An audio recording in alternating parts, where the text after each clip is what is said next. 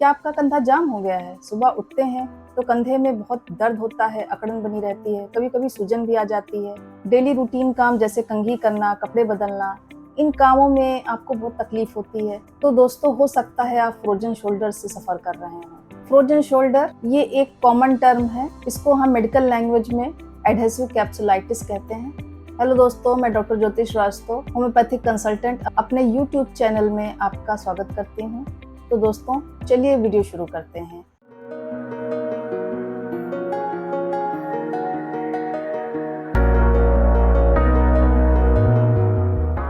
दोस्तों, ये shoulder joint basically scapula और ह्यूमरस बोन के बीच में बनता है। ह्यूमरस बोन का जो हेड होता है वो स्कैपुला की ग्लिनॉइड कैविटी में जाके फिट हो जाता है और ये बॉल एंड सॉकेट जॉइंट बनता है।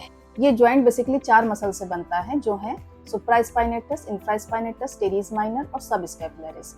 तो ये जो शोल्डर जॉइंट का इन्फ्लामेशन होता है, ज्यादातर सुप्रास्पाइनेटस टेंडिनाइटिस की वजह से डेवलप होता है। कई बार हम रिपीटेडली शोल्डर जॉइंट का यूज करते हैं, जैसे कि जो प्लेयर हैं, बैडमिंटन प्लेयर हैं, टेनिस प्लेयर हैं, तो उनमें शोल्डर जॉइंट का मल्टीपल टाइम यूज होता है, जिसकी वजह से उनको सुप्रा टेंडिनाइटिस डेवलप हो जाती है और ये कई बार फ्रोजन शोल्डर में कन्वर्ट हो जाता है। दोस्तों, फ्रोजन शोल्डर एक ऐसी पेनफुल कंडीशन है जिसमें पेशेंट को स्टिफनेस यानी अकड़न बहुत टाइम तक बनी रहती है।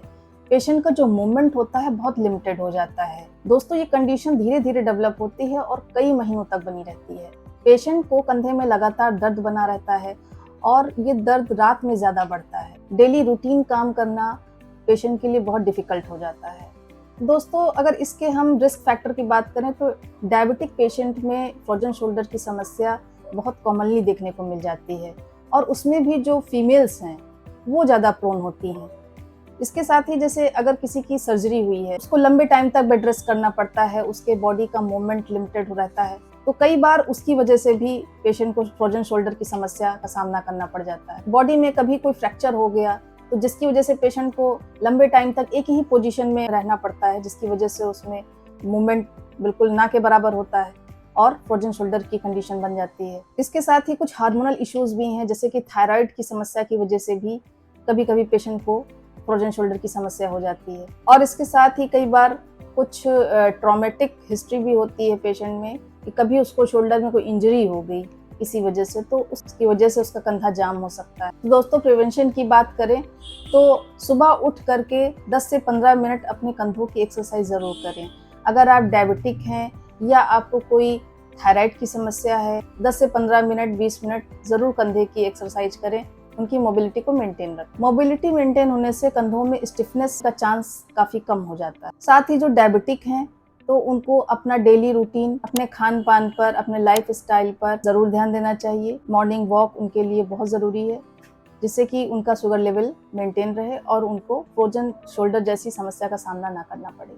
और अगर आपका वजन बढ़ रहा है तो वजन को भी ज़रूर कंट्रोल में रखें, क्योंकि वजन का डायरेक्ट इफेक्ट जॉइंट्स पे ज़रूर आता है। दोस्तों, अगर दर्द आपको कंधे में बहुत ज़्यादा है, दोस्तों गर्म पानी की बोतल से सिकाई करें, जिससे आपको कंधे के दर्द और अकड़न में राहत मिलेगी।